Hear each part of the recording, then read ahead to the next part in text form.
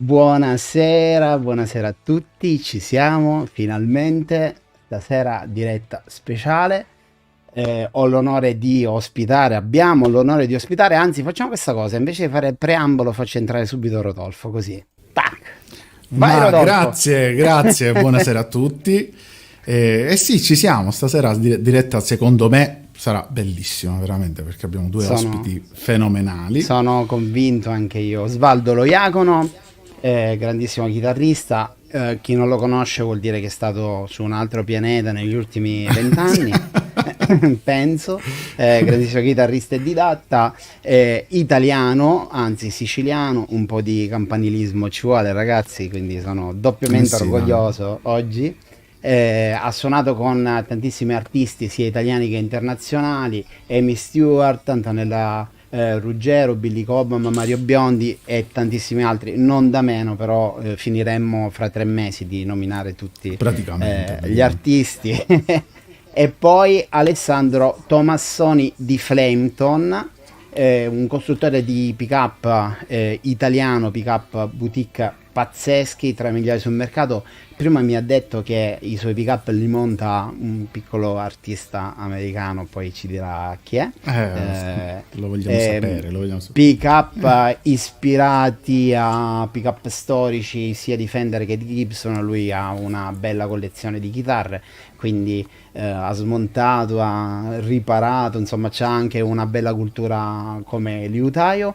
Non attendiamo oltre, facciamo entrare, che dici Rudy? Yes, facciamoli entrare. Nel frattempo, ecco Alessandro, Osvaldo. Ciao, Ciao a tutti. buonasera. Ciao ragazzi. Ciao ragazzi, Allora, buonasera. vabbè, introduciamo il tema della serata, perché ovviamente Certo. è il suono della chitarra negli anni 60. E ovviamente noi ci siamo posti, cioè essendo nati un po' dopo, perché io sono dell'83 Beh, io personalmente. del 79, Leonardo un ma pochettino comunque, più grande, però comunque sempre. fondamentalmente quel suono, quel periodo, quei chitarristi per noi sono comunque iconici. Diciamo che negli anni 60 la chitarra era giovane, perché stiamo parlando di 20 anni di chitarra, anche meno, insomma. Quindi i chitarristi di quel periodo sono stati davvero dei pionieri e soprattutto stasera noi vogliamo parlare di suono degli anni 60 perché effettivamente gli strumenti pure che si trovano ancora dell'epoca hanno un valore inestimabile oggi. Possiamo dire, Alessandro, Osvaldo che hanno pure strumenti dell'epoca, insomma ne sanno qualcosa. Però effettivamente per noi il suono degli anni 60 è iconico, però se non abbiamo vissuto, se non abbiamo sentito i concerti negli anni 60, quindi se non siamo stati lì ad ascoltare quei chitarristi che suonavano, abbiamo difficoltà a capire come fosse quel suono, perché diciamo che le tecniche di registrazione non erano proprio così fedeli come lo sono oggi. Però per fortuna adesso invece probabilmente chi ha quegli strumenti lì può, come loro, come i nostri ospiti di stasera, chi li riproduce come Alessandro, chi li possiede come... li possiede anche Alessandro, non solo li riproduce, li sistema, anche Osvaldo ovviamente ha strumenti di quell'epoca, ci possono parlare e far sentire il suono tramite gli strumenti originali, insomma, che secondo me è davvero il suono più bello probabilmente che quello più vero, più essenziale. Non so, io cederei la parola a loro, insomma, su questo Partiamo da argomento. Osvaldo. Osvaldo, che ci dici? Beh, intanto grazie ragazzi, è un piacere essere qui. Spero che la mia voce e poi anche i miei strumenti si sentano abbastanza fedelmente, perché oggi sono in una situazione un po' rimaneggiata dal punto di vista audio, per cui sono un po', diciamo così, roomy, ecco, per usare un termine tecnico, no? Sono con l'audio proprio del mio Mac. Sono qui nel mio studio, però in questo momento sto registrando, sono alle prese con un po' di registrazioni, per cui ho tutto il materiale che utilizzo di solito anche per lo streaming impegnato nelle registrazioni, nella ripresa degli amplificatori che vedete qui alle mie spalle, tra Che Marshall, Fender, meraviglia, Box, che eccetera. meraviglia. Per cui ho un po' tutto microfonato, per cui però non volevo mancare a questa diretta, anzi, grazie per avermi invitato Ma a grazie a te. Noi condividere, siamo onorati. a condividere essenzialmente la mia esperienza, quel poco che so, ecco, riguardo a questi strumenti fantastici.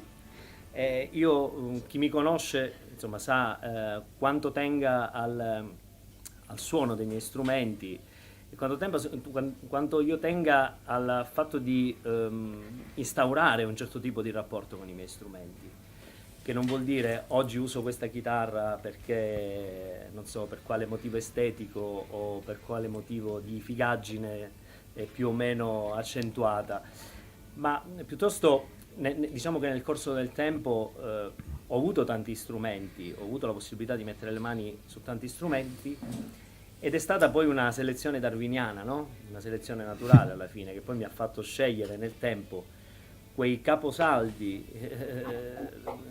nella mia attrezzatura, dei quali non posso fare a meno, ovviamente. Sono 3 o 4 strumenti in particolare a cui tengo tantissimo e che poi non tengo in bacheca o nella rastrelliera, giusto per dire ho una Telecaster del 67 per fare il figo, ma piuttosto è uno strumento che mi accompagna almeno direi nel 97-98% dei lavori che faccio, per cui sai, si instaura anche un rapporto di simbiosi col tuo strumento. Ma in realtà quando si parla di strumenti d'epoca, questa per esempio l'ho appena nominata, è la mia diciamo numero 1, quella che utilizzo maggiormente, era una Telecaster del 1967 che posseggo da una ventina d'anni, quindi non l'ho ereditata da nessuno, l'ho trovata nel corso delle mie ricerche, è stato diciamo un colpo di fortuna. Pensavo nel Dash.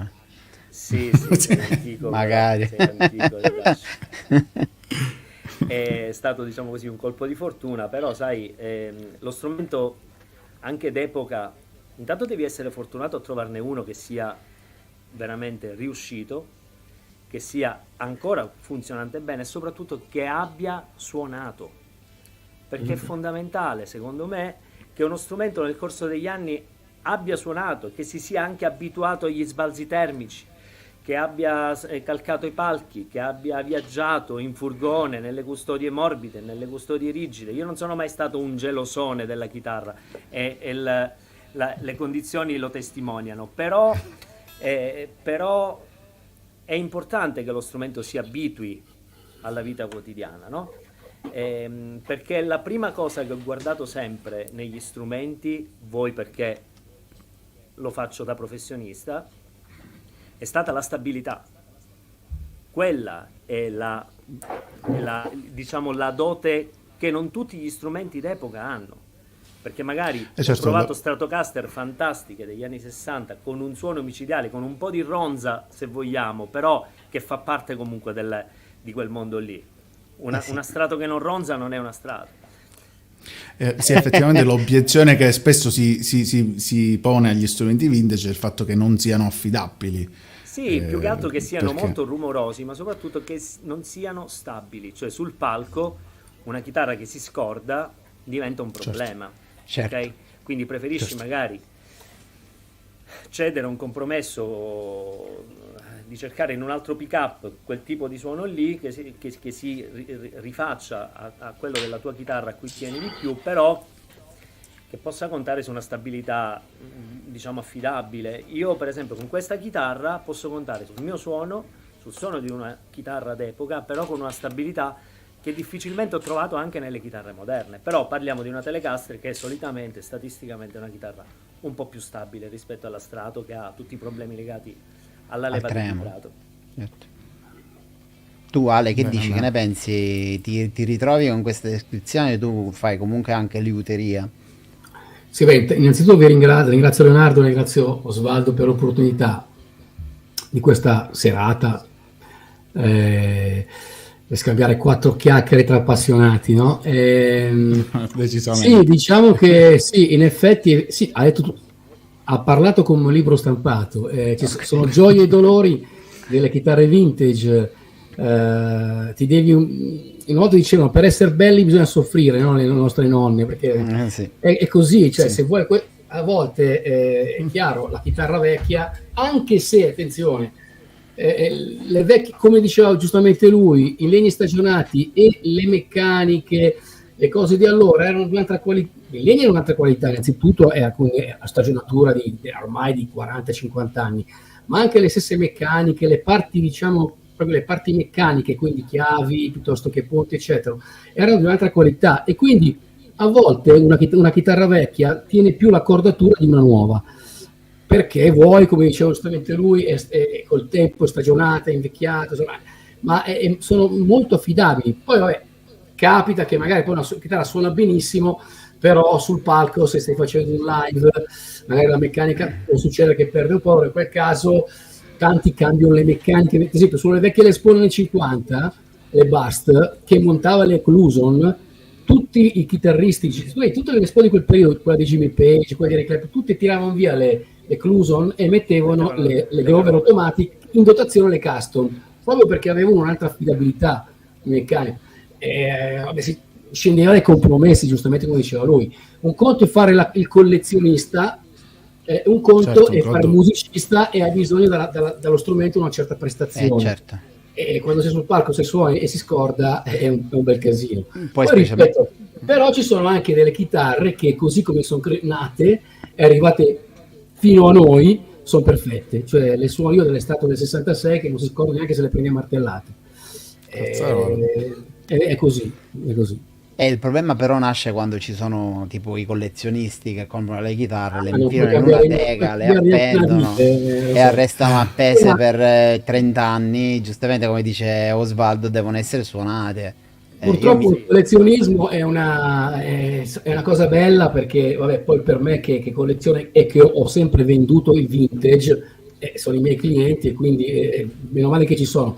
Però sono un po', diciamo, per il chitarrista come professionista è un po' perché fanno alzare i prezzi, vogliono chitarre perfette, magari il chitarrista gli cambia le meccaniche, cambia il punto o qualcosa, e la chitarra purtroppo poi scende di valore, certo.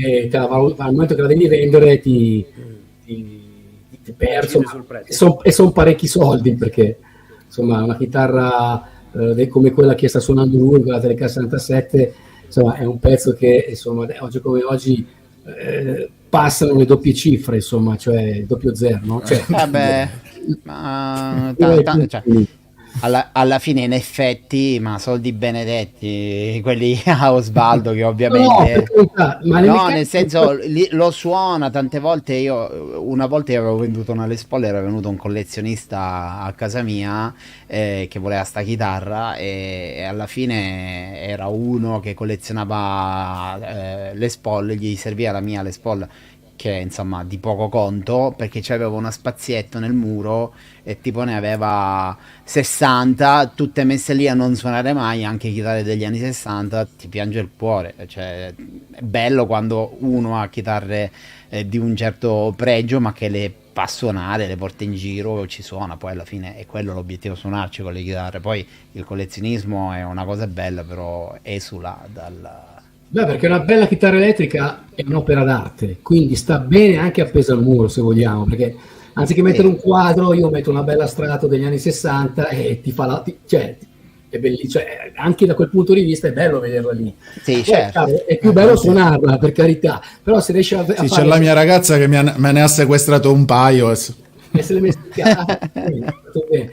fatto bene. Magari quelle più belle che sono meglio, quelle più particolari, magari meno belle da suonare, ma quella di Prince, quelle vecchie Vandré, no? Anni 60 italiane, che sono opere d'arte, quelle, capito? Quelle stanno benissimo, anche perché sono abbastanza insuonabili. Sì. Ma veniamo un attimino a questo. Ho una domanda, diciamo, sarà una domanda di rito, però ci sono cose che secondo me si devono dire. Mi piacerebbe sapere da Osvaldo, cioè, quali sono i tuoi riferimenti? Cioè, chi ti ha influenzato come artista negli anni 60? Lascia stare l'artista, proprio il suono, quel suono che ti ha emozionato, che ti ha tirato qualcosa proprio da dentro, che ti ha ispirato, che è una pietra miliare per te, un brano, non lo so. Ci dici qualcosa della tua...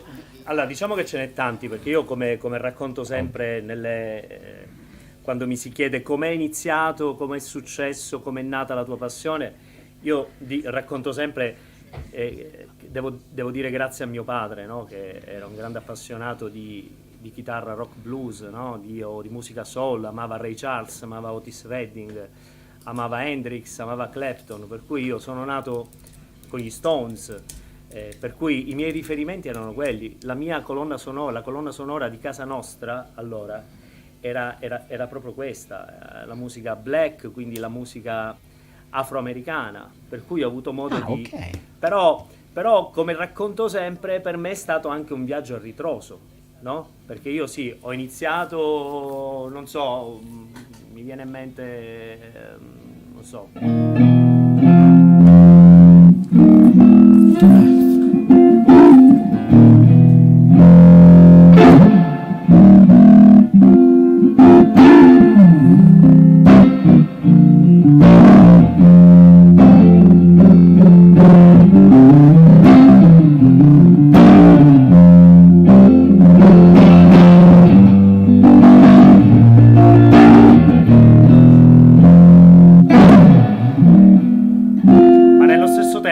Ascoltavo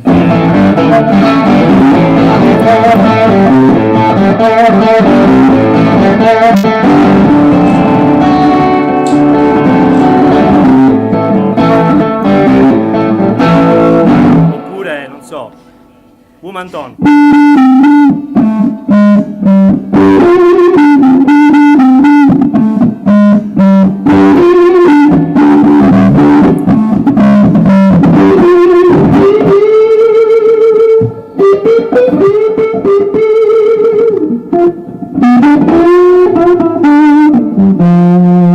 Oppure non so.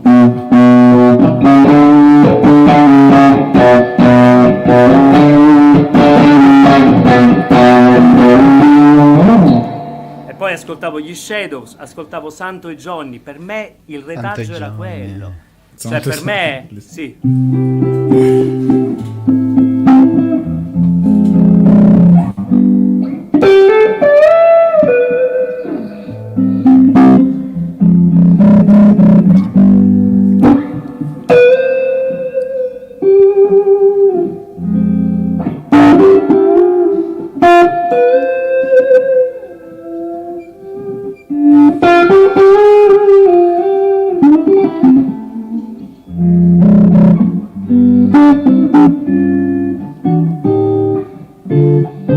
Amavo anche il jazz, no?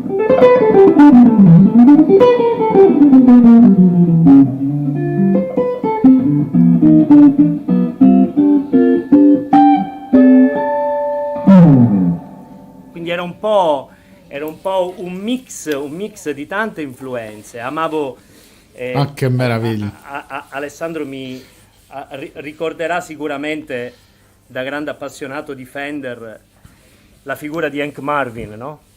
È quello che ha aperto le... Esatto, che per me...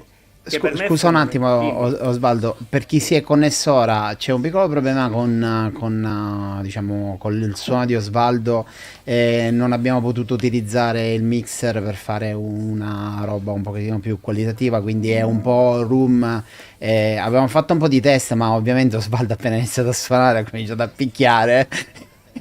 E quindi siamo un po', arriva un po' distorto, però comunque va bene lo stesso, come lo suona va benissimo, quindi scusateci ragazzi, ma ne approfitto per questa cosa, faccio un refresh della pagina.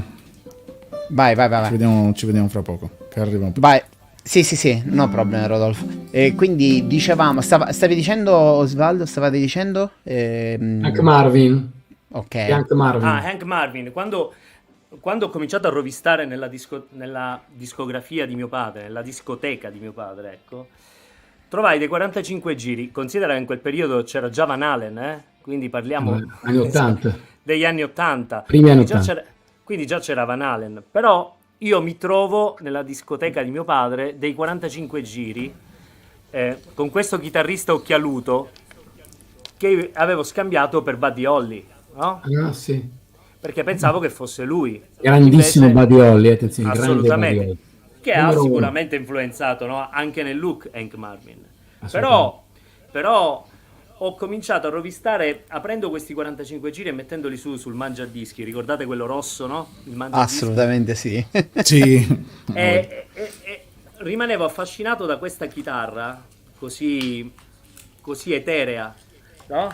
con questo modo pazzesco di esprimere i temi di canzoni strumentali, di brani strumentali, che mi è entrata dentro e mi è rimasta nel cuore ancora oggi. Cioè, se io penso a dover esprimere un tema con la chitarra, il mio primo riferimento a cui penso è sicuramente Hank Marvin, che poi col tempo ho scoperto che era anche comunque un modello da seguire per David Gilmour, per Jeff Beck, per George Harrison, Mark Knopfler. per Mark Knopfler, che proprio è stato l'erede, Lui si fece dipingere la sua chitarra di rosso, perché quando suo papà gli comprò la Stratocaster, la voleva rossa ma non la trovò Sambast, una statua del 62, e la fece colorare e riverniciare di rosso. Esatto. Ci perse forse un po' di soldi, ma penso che Mark Knopfler se la poteva per me. Adesso lo faccio.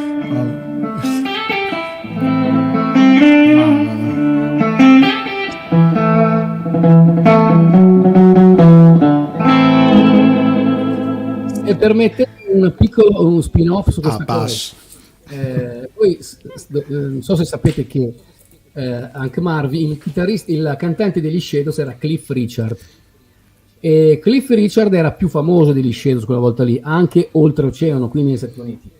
E Cliff Richard andò a fare una tournée negli Stati Uniti, ma da solo, senza gli Shadows.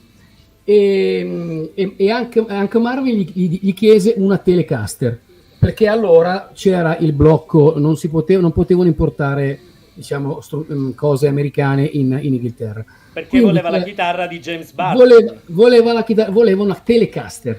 Allora Cliff Richard andò alla Fender e disse: datemi la chitarra più bella che avete nel catalogo. E gli diedero una. Allora la Stratocaster era la seconda chitarra che aveva fatto la Fender, quindi il modello di punta in quel momento era la Stratocaster rossa con le parti dorate, era il top, no?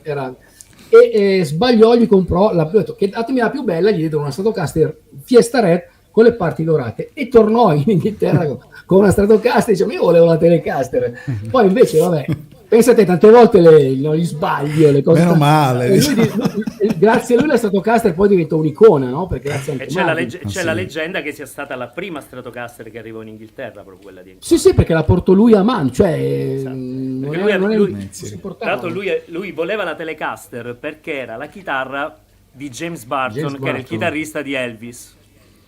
Prima di Elvis era di quel country, di quel chitarrista country. Elvis è andato nel 68 a suonare con Elvis. Prima suonava con quel chitarrista famoso, non mi ricordo il nome, che era White, forse, dei Birds. No, era proprio un cantante molto famoso in America a folk, country. Eric Burdon suonava con lui la chitarra e divenne famoso con questo cantante. Poi nel 68 Elvis, quando Elvis finì finalmente la serie filmetti, si ripresentò in quel video splendido con lui vestito di pelle con la 175 Sambast Gibson. Fantastico. Ecco, lui riprese la carriera e fece la band con Eric Barton, il batterista, le coriste, riprese alla grande poi le tournée e la musica live.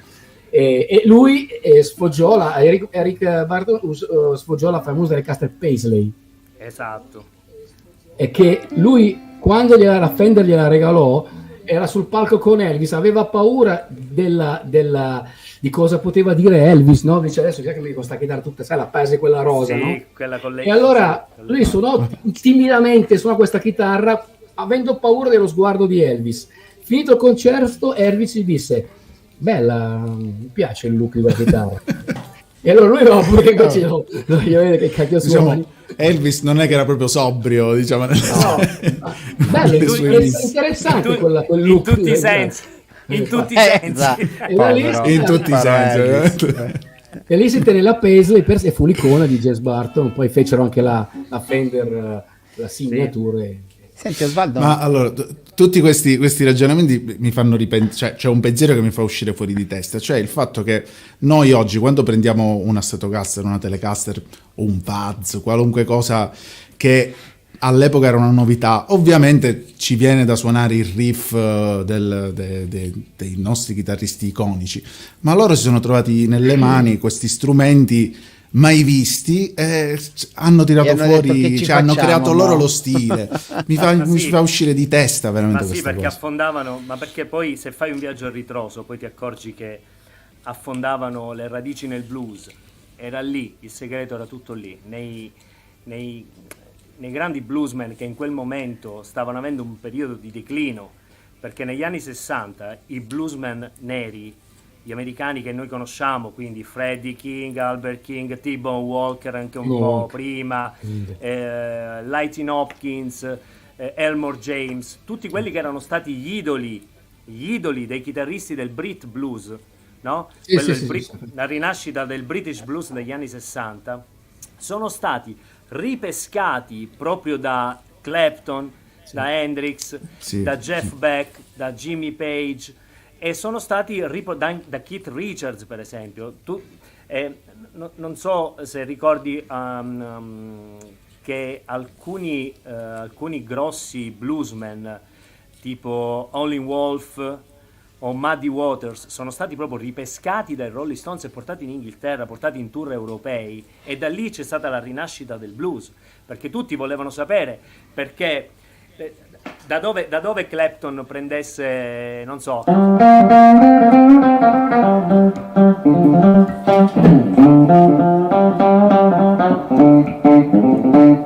tutto questo materiale qui, no? E poi si scopre che magari c'erano retaggi di B.B. King, di Freddie B.B. King, King, sì. e ancora di più di Robert Johnson.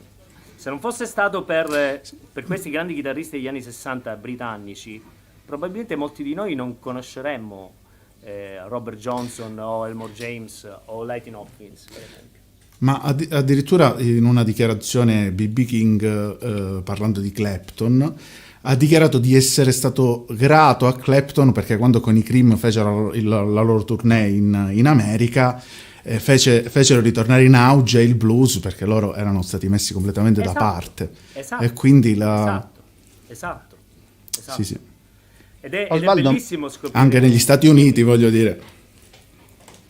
Scusa, no. No, dicevo, anche una- negli Stati Uniti addirittura erano da parte. Va bene, Sì, scusa. sì. No, tranquillo. No, una piccola digressione perché diciamo durante i test che abbiamo fatto con Ale, ieri Ale ci parlava diciamo, della Fender, della Strato col palettone. Da dove ti esce questa Strato col palettone, Osvaldo? Come mai? Questa. Una 72, 73. Questa 74. 74. 74 è la mia, la chiamo la Blackie, no? In onore di Clapton, Black. se vogliamo. Sì, sì, certo. Sì. Se vogliamo essere in onore di Clapton. Però è Bella. è una chitarra che ho trovato qualche anno fa e l'ho presa subito, primo perché è stato un affare, attenzione, quindi attualmente le valutazioni sono alte anche per questo tipo di strumenti che non rappresentano probabilmente il top della produzione. Però se ritorno a quel pensiero dell'inizio della diretta, se trovi uno strumento che suona, che è stabile, che si è comportato bene durante gli anni, si è conservato bene, che pur suonando, io l'ho preso ad occhi chiusi perché è una chitarra che uso quotidianamente.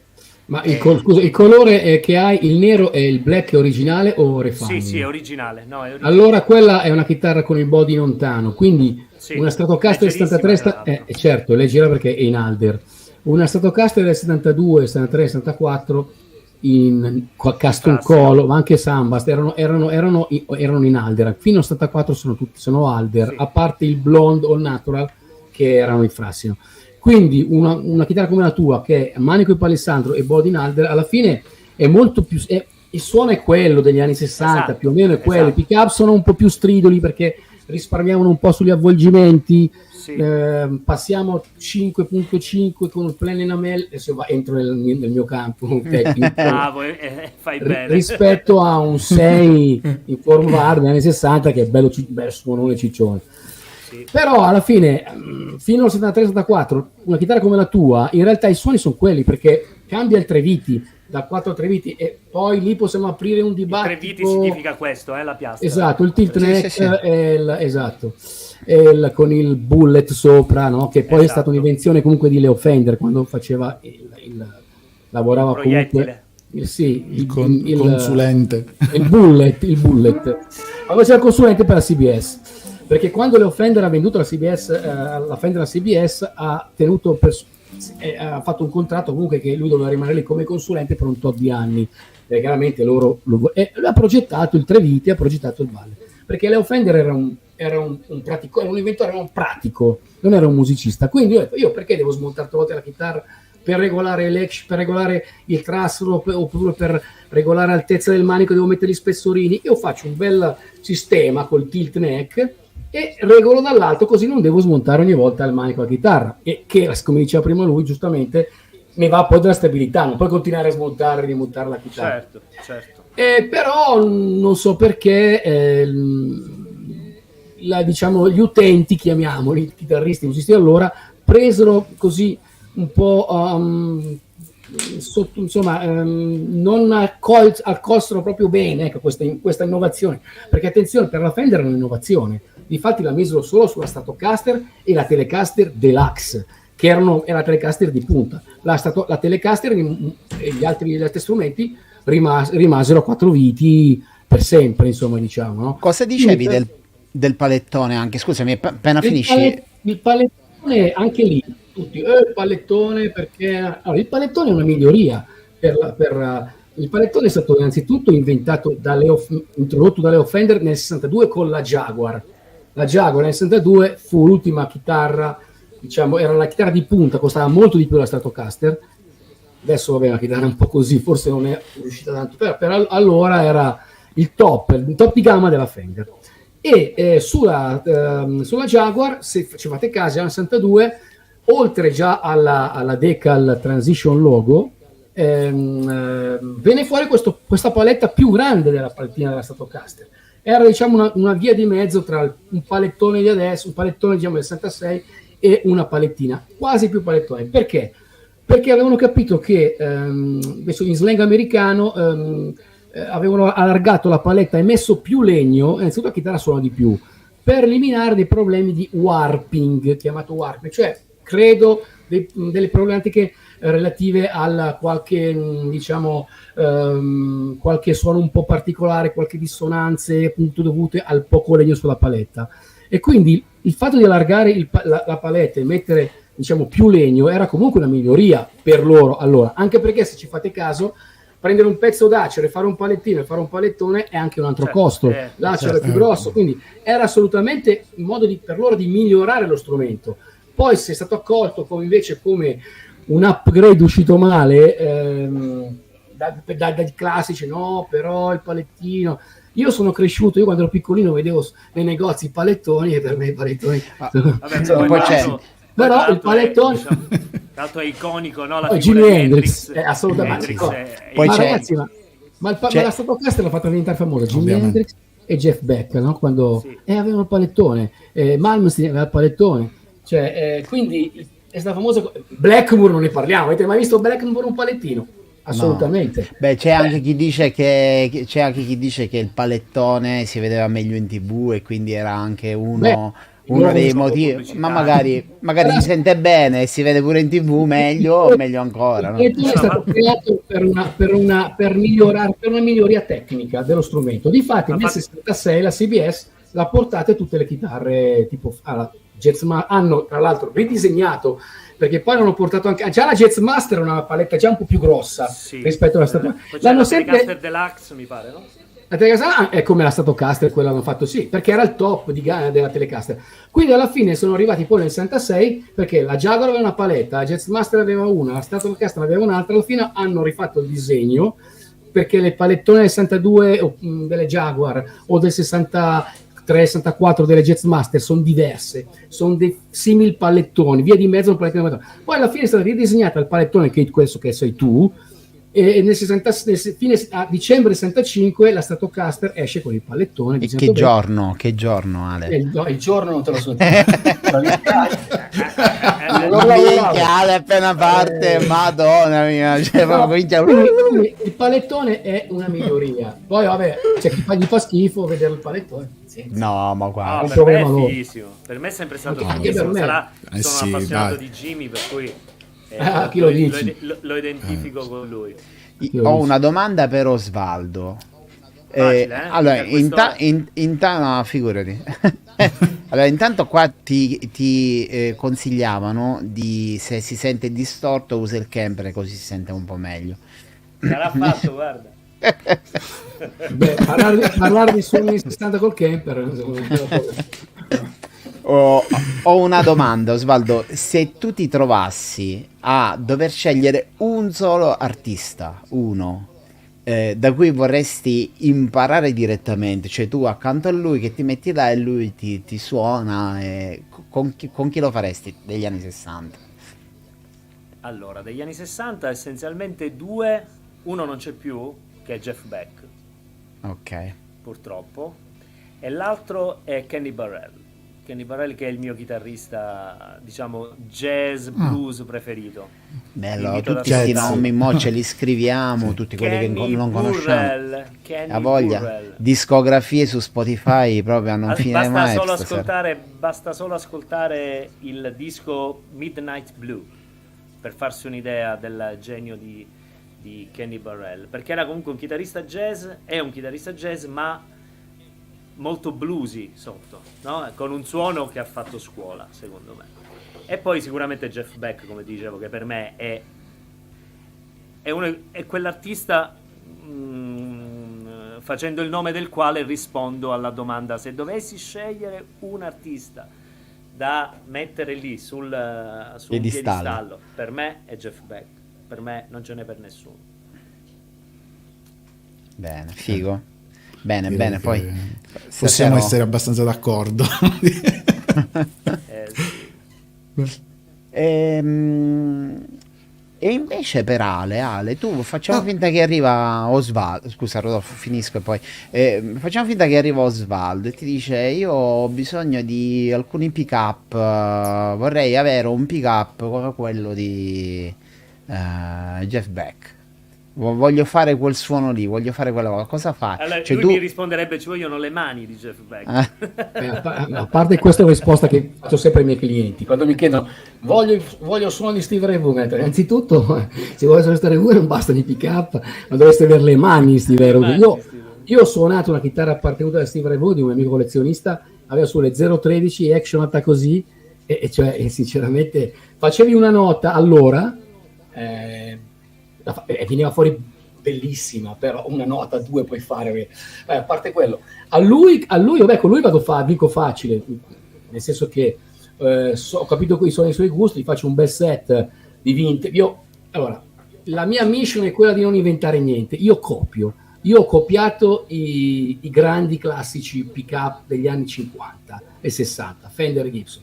Inutile che sto qui a inventare il filo d'argento piuttosto che il neodimio. No, io, come spiegavo nella prediretta di ieri sera sia a Leo, io cerco di avvicinarmi il più possibile più avvicinarmi il più possibile a quel suono lì, e quindi con i materiali di allora, quelli che si riescono a trovare chiaramente oggi sul mercato, non è solo una macchina del tempo che torna dietro i 50 anni, però con lui li rimetterei sempre su una Telecaster, un bel set di 60 custom tele che riproducono fedelmente, se non altro ci vanno molto vicine, se non pretendo per carità, però a detta di tutti sono quelli che più assomigliano, ecco, a quel suono lì. Quindi visto che lui è un amante di quei suoni come me, le chitarre che ha lui sono quelle che ho anch'io.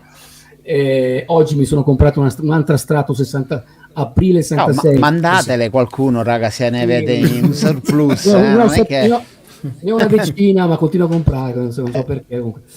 E quindi ecco, li metterei su dei pick up classici che rispecchiano quel suono lì, che mi sembra di aver capito che a lui piace, che perché tutte le chitarre mi sembrano tutte originali, e quindi senza fare chissà che cosa, ecco. Giochiamoci la carta. Chi è che monta i tuoi pick up, che mi hai detto prima che mi hai preso un coccolone? Ma allora, diciamo che io, tra virgolette, perché non sono, per carità, però diciamo che un po' di spinta me l'ha data quando andai a trovare Gio Bonamassa a Padova, che faceva il live nel 2013, e ci presentammo io e con un amico collezionista con 2 bust 59 originali. siccome Bonamassa era molto... No, vere, cioè sui miei pick-up, sulla confezione di piano ci sono scritto le chitarre che io ho studiato, aperto e tutto, sono lì con numeri di serie. Ad esempio c'era la chitarra che è appartenuta a Gary Moore, la seconda, era un fine 58 ma con caratteristiche 59, che aveva un puff al manico che misurava 9, che uno dice 9 è tantissimo, però suonava da Dio lo stesso, un single file, era bellissimo. Beh, comunque ci presentammo con 2 Les Paul del 59, praticamente, vabbè, capisci, sapendo che lui era un amante di queste cose, un amatore di queste cose, e quindi ci fece entrare nel suo backstage, cominciamo a parlare, lui tirò fuori la sua 59, noi i nostri 2, suonavamo un po' così, e alla fine il mio amico fa: guarda, noi facciamo questi pick up, ti regaliamo un set di pick up Flameton fatti a mano da noi in Italia. E ho detto vabbè, glieli regaliamo, tanto vabbè, chissà quanta roba riceverà in regalo questo tutte le volte, no? Poi un bel momento mi fa, lui fa la conferenza stampa e tutto, poi mi dice vieni, andiamo sul palco, ti faccio vedere. No, intanto arriva con una Telecaster 54, se la tira via ce l'aveva la tracolla, me la dà, fa: senti quanto è leggera, pesava 2 kg. Vabbè. E fa: vieni sul palco, ti faccio vedere. Tutto in inglese, facevo fatica un po' a capire, poi c'era amico che mi traduceva. E mi porta nel suo sgabuzzino, se ne porta tutte le chitarre, se la portava. Io mi dicevo dire: questa 335-64 che io ho comprato perché mi piace Eric Clapton, rossa, c'era. Insomma, alla fine arriva la sua Gold Top, quella famosa che poi ha rifatto anche la Gibson, quella con la mascherina nera, Gold Top, che aveva sulle pick up. Su questa chitarra io monterò i tuoi pick up. Allora io dico, mi guardo, fa: ma adesso cosa ha detto? Sì, ho sentito, vabbè, lo dice, vediamo se lo fa. Dopo 2 giorni su Twitter esce la foto sua col cacciavite e il saldatore fa: Joe Bonamassa installe del new Flameton pick up, e ha fatto il giro del mondo. E poi mi ha mandato un video che io ho tenuto e ho sul mio sito, che lui suona, lo vedete che lui, perché fa delle robe che può fare solo lui, quindi ha un maglione grigio, non poteva far vedere la faccia perché chiaramente lui era endorsement Seymour Duncan quella volta lì, e quindi aveva fatto a me i miei pick up mi sono piaciuti, li ha messi, io non ho pagato niente, non gli ho dato niente, li ho regalati ovviamente, perché, insomma, e da lì ci fece tutto il tour del 2013, erano 2 Zebra.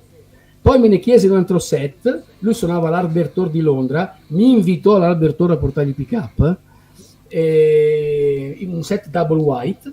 Poi anche Mike Hidding, il suo Rodi, che era un chitarrista anni 80 americano heavy metal, anche lui si fece fare la chitarra da Historic McHolder, Stati Uniti, anche lui, insomma, e da lì, insomma, praticamente sono stato, diciamo, il nome Flameton è un po' venuto fuori da lì, perché Joe Bonamassa ha suonato almeno per il 2013 tutto il tour i miei pick up. Poi dopo, vabbè, lui ha comprato un sacco di... lui lavora per comprarsi le chitarre. E i tuoi pick up? E i tuoi pick up adesso sono venduti nello store di Rudy? Rudy Music, sì. Infatti ho fatto una selezione apposta, Flameton for Rudy Music, New York. La prossima volta che devi andare da Bonamassa, se ti serve un bodyguard o un portaborse, tienimi presente. Io porto il furgone, passiamo da Osvaldo.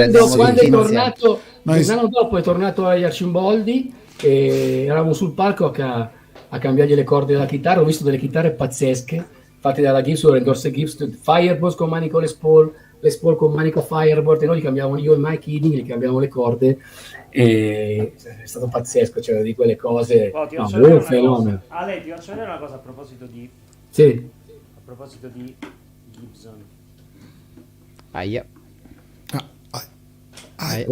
Questa fa male. Questa non dimmi niente, questa è una 335, dunque deve essere aspetta un attimo, fuori della paletta, 69? No, un po' dopo, penso che sia 72-73. Vediamo dietro, gira, vediamo la voluta se c'è, perché non l'ho vista dietro. Dietro nel manico, l'attaccatura del manico, la voluta dietro. C'è la voluta. No, più giù, dove c'è la paletta?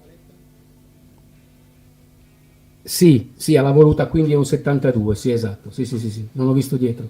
Ma non cambia, anche lì, tra un 69 e un 72 c'è solo la voluta di mezzo. Grande chitarra.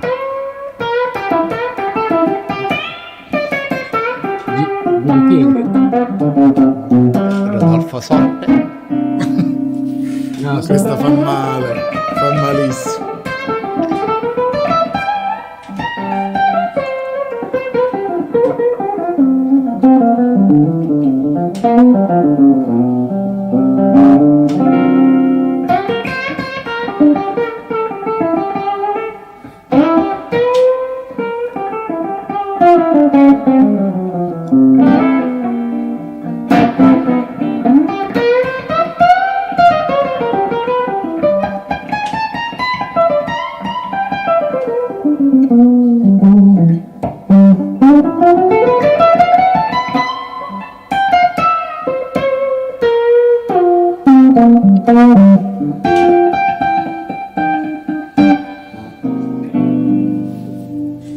Vedete, Yeah.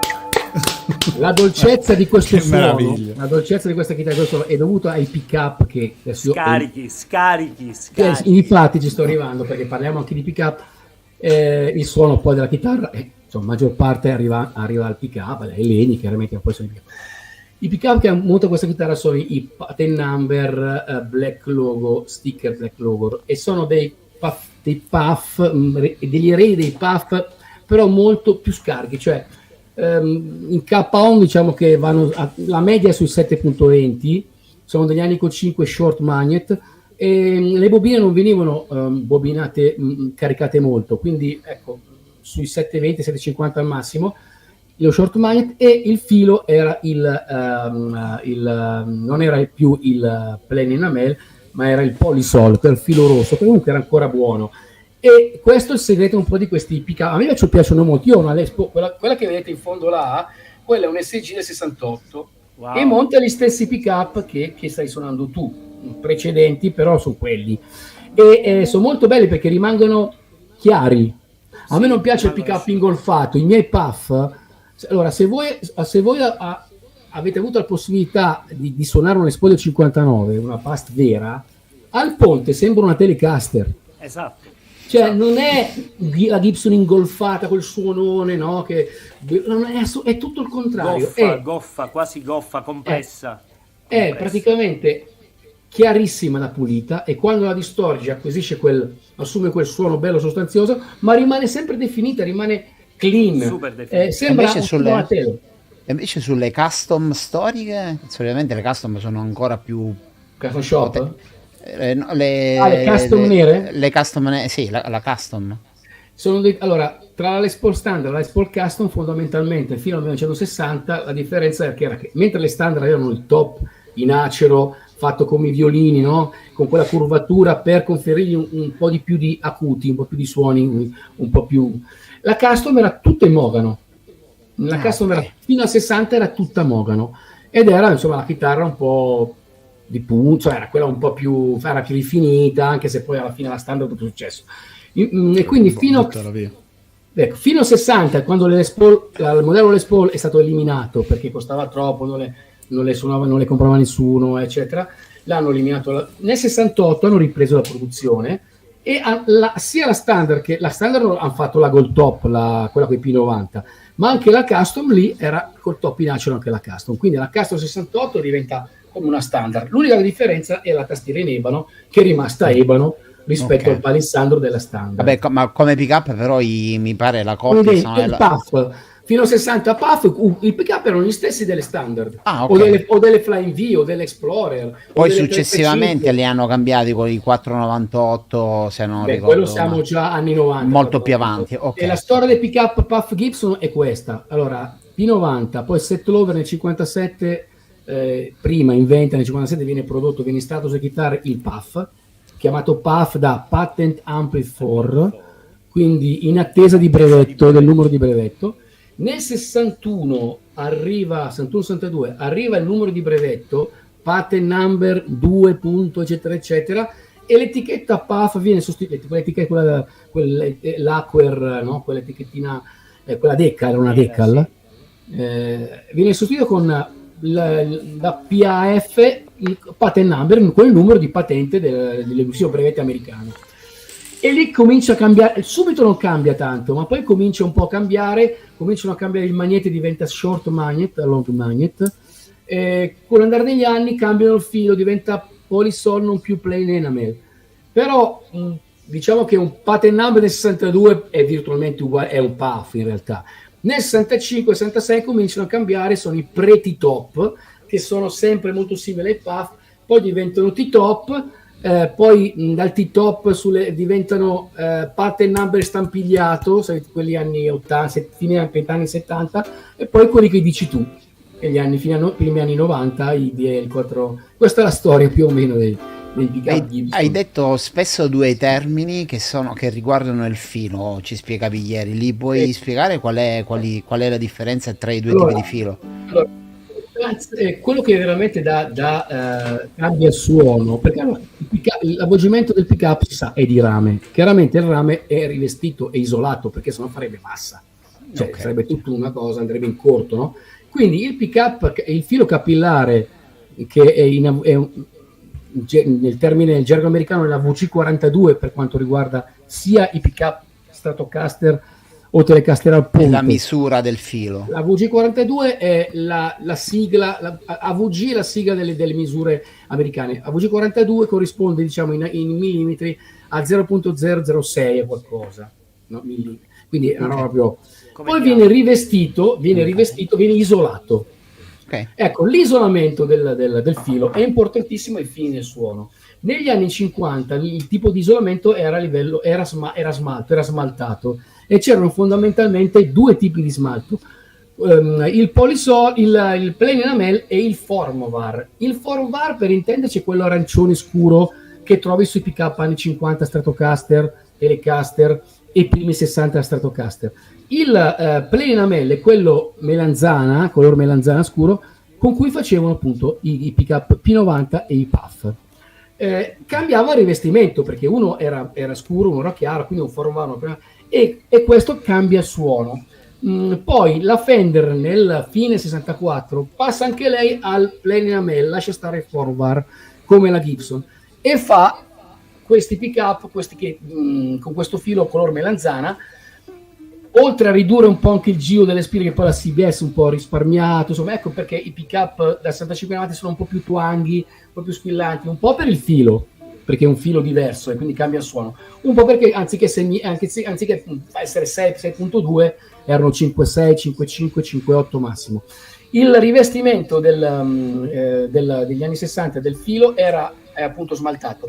Negli anni 60 poi cambia, diventa poliester, e quindi, mentre la Fender è rimasta sempre allo smalto, la Gibson passa al Polisol, ed è importante, lì cambia il suono. Infatti adesso l'uniche ditte che fanno questo tipo di filo, da cui compro anch'io, sono negli Stati Uniti, e la MUS Industry, perché in Europa questo tipo di trattamento è proibito, non si può fare questa lavorazione, e quindi si deve comprare assolutamente, se uno vuole fare pick up con quelle caratteristiche, con questo tipo di filo, sia il Plain Enamel che il Formovar, deve rivolgersi all'MUS Industry, dove si rivolge anche l'Hollar, Seymour Duncan, eccetera, che tra l'altro l'ironia della sorte vuole che è stata acquistata da Elettroisola, che è una ditta di Bolzano italiana, proprio perché Elettroisola faceva fili, no? Fili smaltati, fili di rame, però siccome in Italia e in Europa non si può produrre, ha acquisito questa ditta per poter produrre quella branca di quel tipo di filo lì, che per le chitarre elettriche è il massimo. In Europa trovi il filo di rame normale, o il Polisol, o quello rosso per intenderci, o quello color rame, che vabbè va bene, però non dà quelle caratteristiche. Se vuoi fare un pick up con quelle caratteristiche, usare quei fili con quell'isolamento e certi tipi di magneti che trovi anche lì, Stati Uniti o anche qualche parte diciamo d'Europa. Insomma, c'è una ricerca, insomma, dei materiali per poter fare certi tipi di pick up con quel suono lì. Bello. Io avrei una domanda per Osvaldo invece. La gestione del suono tramite l'elettronica della chitarra, che ovviamente, quindi non lo so come gestisce il potenziometro del volume, i toni, oppure, visto che le chitarre vintage pure hanno configurazioni di elettronica molto particolari, pick up al ponte senza potenziometro del tono, se c'è qualcosa. Allora, io di solito... Anche per esempio Robin Ford che tiene il potenziometro del volume non a 10 ma lo tiene un po' giù. Assolutamente, ma faccio anch'io la stessa cosa, perché nella Telecaster in particolare, se tieni il potenziometro tutto aperto,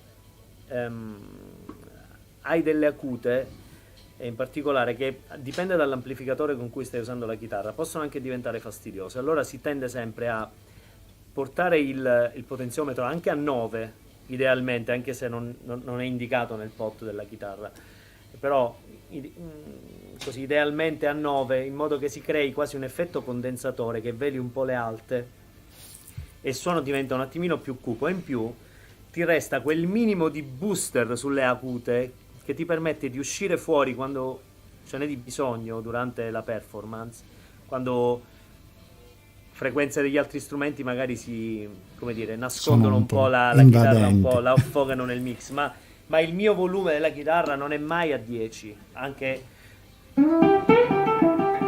Si sente un clean, ma in realtà il suono è distorto.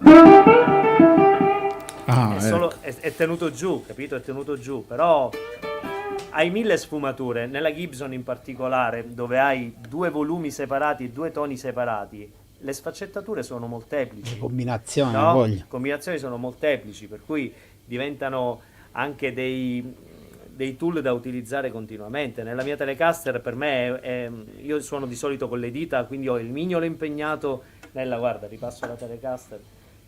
Ecco. Giusto per così.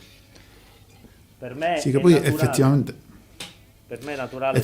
cioè, sai già i suoni che vuoi ottenere, Sì, che cosa dove andare ad agire. Assolutamente. Per me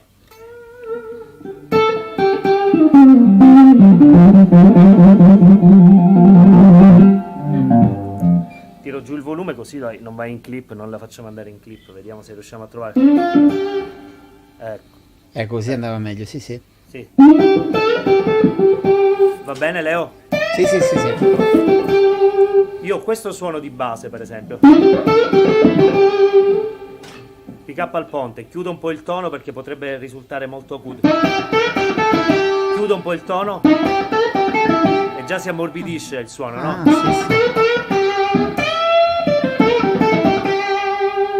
Tiro giù il volume della chitarra. Quando tiro giù il volume della chitarra, ridò un po' il tono, riapro il tono perché perdo delle acute che riguadagno con il tono. Quindi diventa un mix continuo.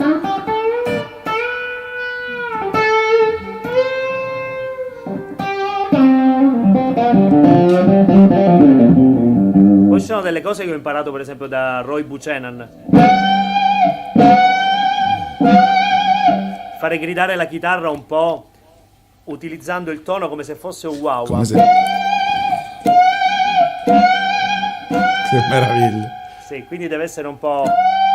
Quindi la chitarra in quel caso va suonata col plettro vicino al ponte, in modo che il suono sia acuto, però parta da questa sorta di woman tone, no? Quindi l'apertura è contestuale.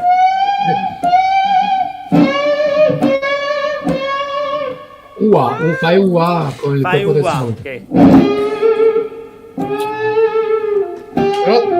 E poi cambiando le dita ottieni tante sfumature, no? Per esempio io potrei suonare con pollice e indice, per esempio, un po' come faceva Mark Knopfler, no?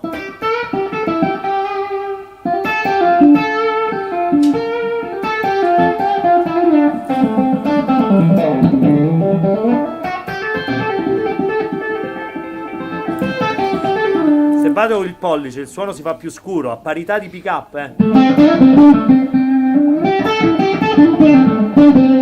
Se strappo invece con il medio, se do l'unghiata,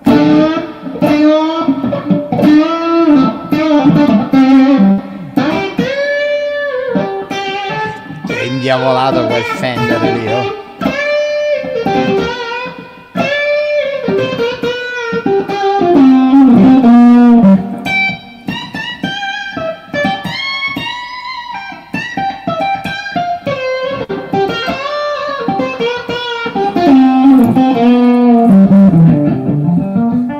ottengo suoni puliti dosando solo il volume, cioè dosando solo il tocco. Anche questo hanno i pick up di un certo tipo, di un certo pregio, la dinamica. Un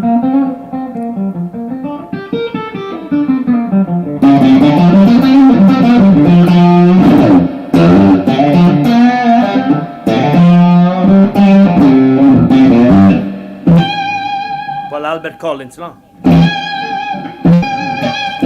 Che meraviglia.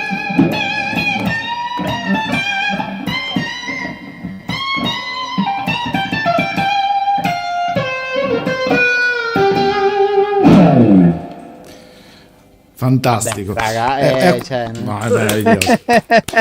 A questo punto scaturisce un'altra domanda per la quale penso che la risposta sia scontata, ma la facciamo lo stesso, anche perché ho visto Sandrone. Sì. Sandro Anteghini, prima che oggi per esempio mi ha fatto una domanda su come gestirsi col volume tra assolo, tra invece parti ritmiche, eccetera, eccetera. Quindi volevo chiederti, tu ti regoli sempre in questo modo, cioè solo col volume della chitarra, anche per esempio in contesti diversi come contesti pop, anche quando allora, ti è capitato? Allora, ecco, allora, come ti gestisci nelle varie situazioni? Sì, allora io ho essenzialmente, partiamo dal fatto che io uso un sistema con 2 amplificatori, dry e wet, quindi ho un amplificatore in cui converge la mia pedaliera dove sono presenti solo fuzz e overdrive e un tremolo, ok?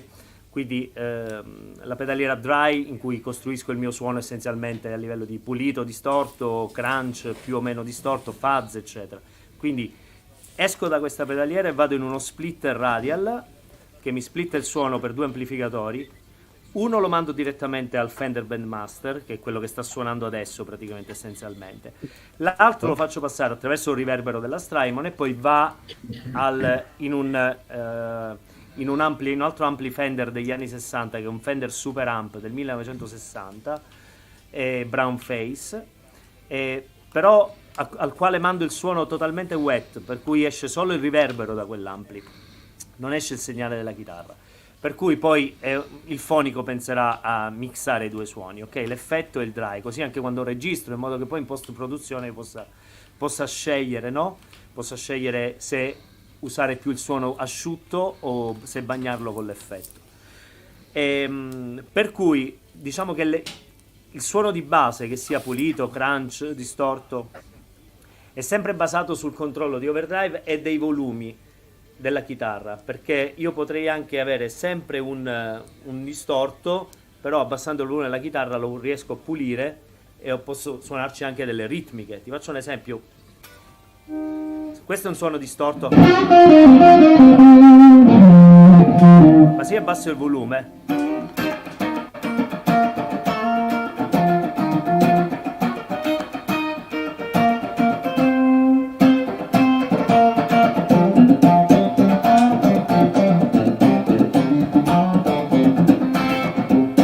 suono è sempre un po' crunchy, però è sempre pronto a esplodere.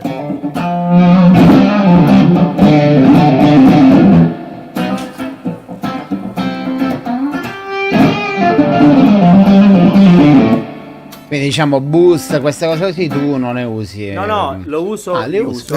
Uso anche un booster a fine catena di overdrive, o un booster mi dà quei dB, e uso sempre un RC booster della Xotic, perché ha, oltre al controllo di gain e di volume, anche un'equalizzazione di alti e bassi, in modo da poter cambiare immediatamente il suono a seconda della chitarra che uso, a seconda dell'ampli, perché spesso magari lo trovi in backline, o a seconda anche dell'area in cui stai suonando. L'ambiente, certo, ci sono teatri che suonano più o meno, in cui la chitarra fatica di più ad uscire, quindi ci sono vari espedienti che poi riesco a colmare, che riesco a utilizzare, insomma, per colmare con le difficoltà che volta per volta, però pochi strumenti, però che conosco bene. Tanto mestiere, Sì, nella mia vita ci sono stati, cioè è stata, come dicevo prima, una selezione naturale. Le cose che non funzionavano, che tenevo spente in pedaliera, le ho sempre tolte. Ho tirato dentro solo i 4-5 effetti che uso sempre, che conosco benissimo, meglio delle mie tasche.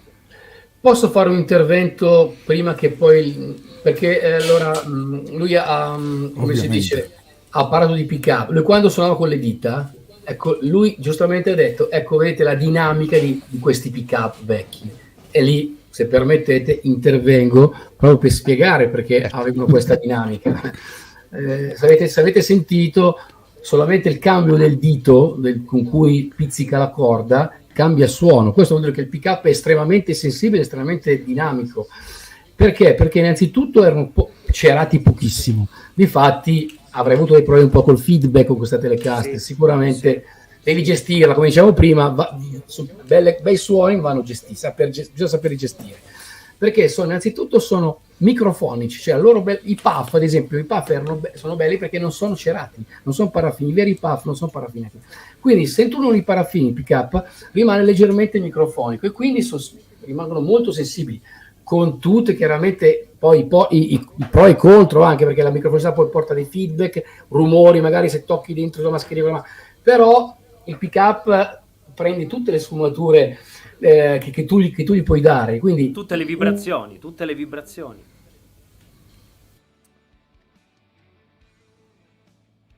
Ops, abbiamo perso. Abbiamo perso. Ah, doppio. Abbiamo perso sia Osvaldo che Ale. Che sfiga pazzesca. No, continuo io volendo. Sì. Lo supplisco. Sì, in effetti è vero. Molti di questi pick-up risultano microfonici e proprio per questa caratteristica riescono a captare proprio le vibrazioni dello strumento, delle parti meccaniche dello strumento, e si ha una sommatoria di armoniche poi nel suono che vanno a caratterizzare quello strumento lì. Per esempio la Gibson che usavo poco fa, adesso la riprendo la Gibson per esempio che usavo poco fa ha un attaccacorde che questo che è diverso dallo stop tailpiece che di solito montano le 335. Questo è quello che si suole chiamare a trapezio, che dà un'acusticità allo strumento diversa da una 335 normale, e quindi sono delle caratteristiche che vanno a identificare il suono dello strumento e te lo fanno, come dire, e fanno sì che rimanga sempre nella tua rastrelliera delle chitarre più usate. Sì, la particolarità, cioè ogni strumento deve avere, è bello che abbia una sua voce e bisogna conoscerlo approfonditamente.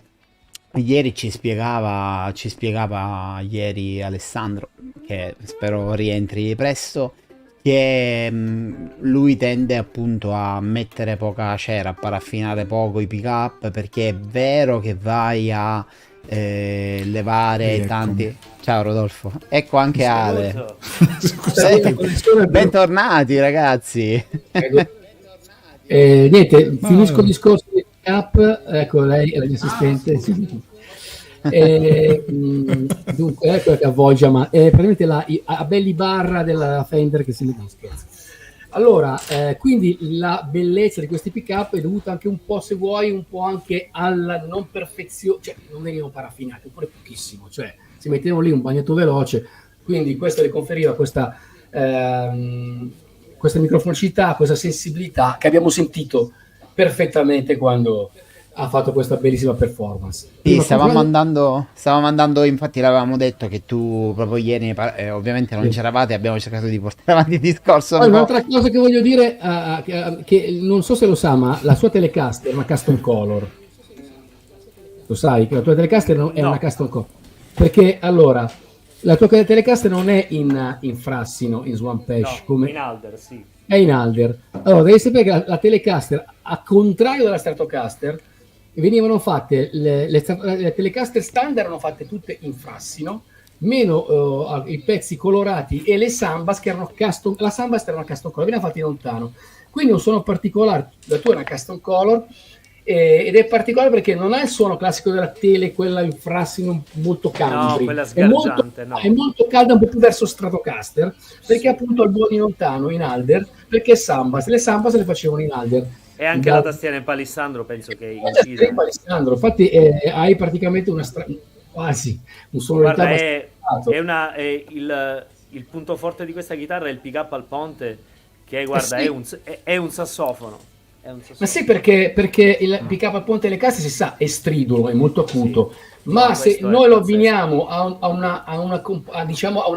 se tu lo abbini a una tastiera in palissandro che è più caldo e lacero, e un corpo in lontano che diventa una chitarra molto calda, viene bilanciato da solo stridulo alla tele. Tante volte la tele è troppo stridula, acero, frassino, sto pick up che è tutto il blocco del ferro, sei tutto in un pezzo di ferro unico, quindi prende dentro tutti gli sferragliamenti, no? Invece lontano il palissandro lo bilanci un attimo e c'hai un suono molto bello, quindi vale di più, ecco, quello ti volevo dire. Grazie. Sì, no, spero di non doverla vendere mai. Si sa, lo devi sapere. Le chitarre non si vendono. Si rompono, si bruciano. Esatto. Vorrei vedere solo un paio. Allora, onestamente ci sono tante domande su che pick up metterebbe Ale su una determinata chitarra. Magari ne vediamo uno così al volo. domanda. Poi se avete altre domande potete tranquillamente scrivere un'email a Ale, io so che Ale è disponibilissimo e risponde senza nessun tipo di problema. Ok, quindi intanto volevo farvi vedere Chicco Santulli, molte mie chitarre hanno Flampton, esperienza unica, quindi Mark diceva che la live è molto interessante, domani la recupera. Andiamo a una domanda, questa che è un po' particolare per me, perché le chitarre, le Rickenbacker non le conosco benissimo. Personalità anni 60 stile Rickenbacker, quali pick up toaster Non sappiamo comprare? se si riferisce a... Allora, beh, i toaster sono pick-up che la Rickenbacker faceva negli anni. Allora, il pick-up Rickenbacker la Rickenbacker è un mondo a parte, no? Cioè, Ok, mentre Fender e Gibson su alcune cose più o meno si equivalevano, nel senso che il filo era quello, i magneti erano quelli, ecco, Rickenbacker, ad esempio, per avvolgere i suoi pick-up usava la VG45, il 44 o 45 addirittura, cioè, quindi un filo sottilissimo. E dovete sapere che il filo più è spesso di diametro, quindi la VG41, VG42 sono fili più spessi di diametro 0.006, e più il filo è spesso, e chiaramente nell'avvolgimento di migliaia, 8.000, 7.000, 8.000 giri, spire, e fa passare più le frequenze acute e taglia le frequenze basse. Più il filo è sottile, più il filo è grosso, più il filo è sottile, e più invece il contrario, cioè tende a fare da filtro sulle frequenze acute e fa passare di più le frequenze basse. Ecco perché, non so, se voi prendete un Seymour Duncan Humbucker un Jeff Beck che misura 15, 14, 15, perché è fatto con la VG43, ha molte spine ed è molto grosso, un pick up molto medioso. La Rickenbacker usava un filo sottilissimo e faceva pochi giri, e questo gli conferiva quel classico suono proprio Rickenbacker, che è diverso da Fender, che andava bene più che altro per le ritmiche. Guardiamo i Beatles, che usavano molto non so, i Birds, quel suono molto...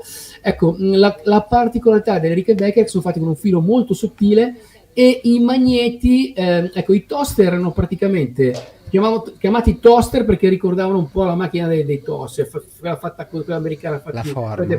la forma, no? In realtà sono pick up abbastanza deboli, con un filo molto, molto sottile, però da suono molto bello.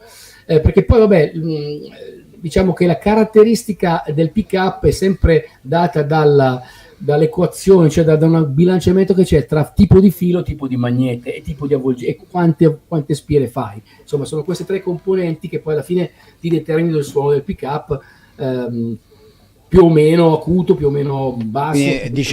Diciamo che proprio su questo tipo di...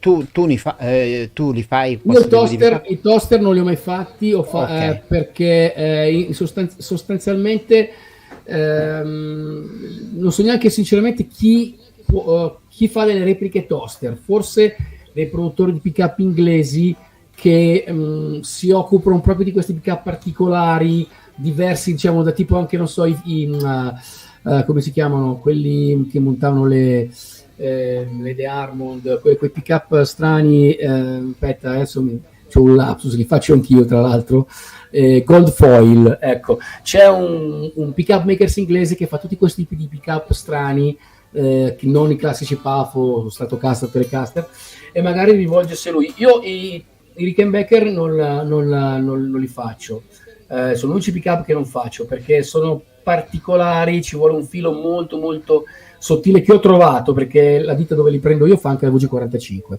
però avete presente, la VG45 è un filo veramente, cioè non lo vedi, È un capello, è più o meno ma di un no, il capello. cappello è già la 42 è un cappello, il 45 è meno di un cappello, il 44 è una cosa, però danno quel suono particolare al pick up Rickenbacker. Poi la Rickenbacker è una chitarra particolare, che neck true body, con c'è il manico, il pezzo Sì, di legno diciamo dentro. probabilmente anche per te partire con diciamo questo tipo di produzione, Anche per perché fare non me li magari un chiede nessuno, cioè esatto, fare un pick up ogni produzione 5 per venderne anni. 2 all'anno, sinceramente Certo.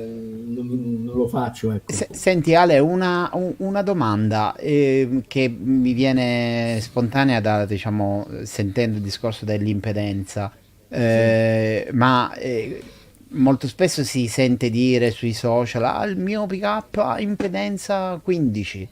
Ma questo diciamo, è l'unico numero da vedere quando si parla di potenza di pick-up, oppure dipende anche dal magnete, cioè da cosa dipende? Allora, innanzitutto non è che il pick-up più misura è più potente, cioè, oddio, ecco, più o meno. Non solo.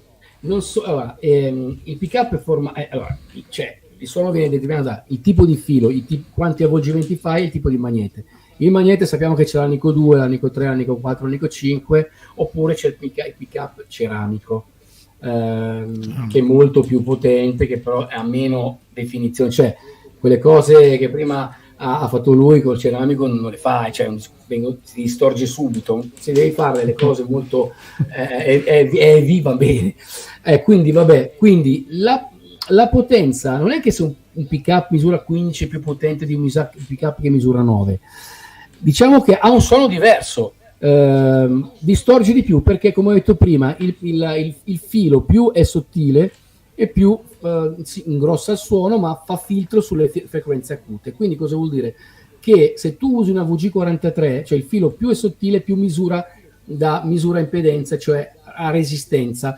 Quindi una VG43 che è più sottile una VG42, la VG43 in millimetri è 0,0550, così più o meno, 0,00. Quindi più è sottile, più misura. Quindi se tu fai una bobina, prendiamo una bobina di un Ambachi, un Puff Gibson, no? La classica bobina, e fai 5.000 giri, perché con una VG42 ti viene una bobina di un Puff che misura a circa 3,7, 3,8.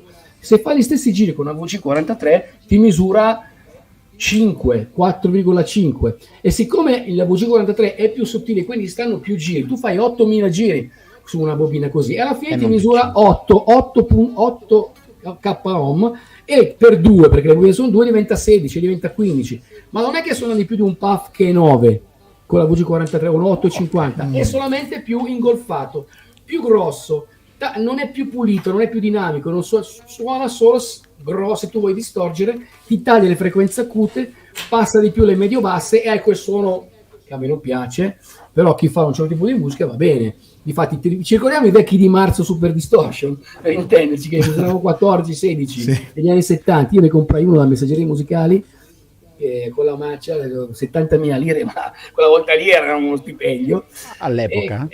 Sì, all'epoca. Quindi non c'entra niente la potenza con l'impedenza. Sono fattori, il suono cambia, perché appunto tu puoi usare lo stesso filo, il filo più sottile, quindi ti misura di più, però non è più potente dell'altro, è solamente più grosso, distorce di più, cioè è più medioso, ecco, meno pulito, meno definito, più grosso. Ecco, quello sì. Grazie Ale. Interessante questa cosa. Poi vabbè, poi c'è il magnete. Se metti un Anico 4, un Anico 5, un Anico 2, l'Anico, come abbiamo parlato un po' un attimino nella prediretta, sì, è una lega. L'Anico non è un magnete. Il magnetismo, l'Anico deve essere magnetizzato, se no di per sé non è un magnete. L'Anico è una lega di alluminio, nichel e cobalto, da lì al-nico, e ferro, è una mescola. E a seconda del tipo della quantità di questi, diciamo, minerali nobili, chiamiamoli l'alluminio, nichel e cobalto, e il ferro, vabbè, a seconda del tipo di percentuale tu hai l'Anico 2, l'Anico 3, l'Anico 4, l'Anico 5. Più si va avanti con la scala e più sono pick-up, sono magneti più potenti, quindi che fanno più acuti, insomma, sono più potenti. Infatti l'Anico 2 è più morbido rispetto all'Anico 5. I vecchi Puff erano fatti in Anico 2 e quel suono bello, caldo, morbido. Poi passano l'Anico 5 prima anni 60 e il suono che abbiamo sentito prima sulla 335 o sulle SG, un suono un po' più acuto. Quindi ecco, come dicevo prima, l'Anico poi quando tu lo prendi va magnetizzato, perché l'Anico è solamente deve essere passato attraverso un campo magnetico. Solitamente io faccio con il neodimio, che è un magnete permanente, lo passo attraverso, l'alluminio, l'Anico prende la carica, dopodiché diventa un pick-up, un magnete per fare un pick-up. No, se no è soltanto no, se no non suona. A me è successo di vendere dei pick-up senza magnetizzarli. Capita. E qualcuno ti ha detto, ma sta chitarra non suona? No, per forza non avevo monetizzato. Cioè, sono bassissimi, passi proprio. Vabbè, che succede? Però perché li monetizzo io, non li compro già monetizzati. Li do io là. Domandina, sempre per Ale, ma i pick-up d'epoca subiscono anche un processo di invecchiamento che modifica il suono, gli dà qualche caratteristica in più? E che differenza c'è tra un pick-up invece magari riprodotto con le stesse caratteristiche però prodotto oggi? Se lo sapessi, farei ancora meglio. Allora, il problema è, allora, Bello. il discorso è questo: il fatto che il pick-up si smagnetizza è, come dicono a Roma, insomma non posso parlarci, comunque vabbè. Beh, una super K. Esatto. Si dice che, poi non so chi è stato lì a misurarlo in 100 anni, perché che in 100 anni si smagnetizza del circa il 15% un magnete, almeno che tu non lo metta vicino a una fonte magnetica, cioè per intenderci, tante volte noi smontiamo i pick-up a sta chitarra, li mettiamo uno sopra l'altro in pigna dentro lì per anni nel cassetto. In quel caso un pick-up sopra l'altro attaccati possono smagnetizzare perché sono a contatto con altri magneti. Se tu a un pick-up con c'è polarità nord, polarità sud, gli passi sopra un altro magnete, può smagnetizzarsi, ma da soli è difficile che sì. Il problema, cioè, la bellezza di quei magneti che facevano quella volta lì, che adesso non li fanno più, anche se ho fatto delle ricerche, mi hanno garantito che lo spettro delle frequenze è quello, per un semplice motivo: le leggi di lavorazione sono cambiate. Come producevano allora è proibito farlo adesso, perché ci sono delle leggi di inquinamento, di rispetto per la salute. Una volta facevano anche le bombe, cioè voglio dire, usavano anche le cose, il cobalto, voglio dire, radioattivo, e nel pick-up c'è, nel magnelanico c'è, alnico costa per cobalto, però è chiaro ce n'è una dose talmente poca che lo fa. Però allora facevano queste cose che adesso non si, quindi la mescola, perché alla fine è una fusione, è una fusione di metalli, che è una specie come quando fonderia, no?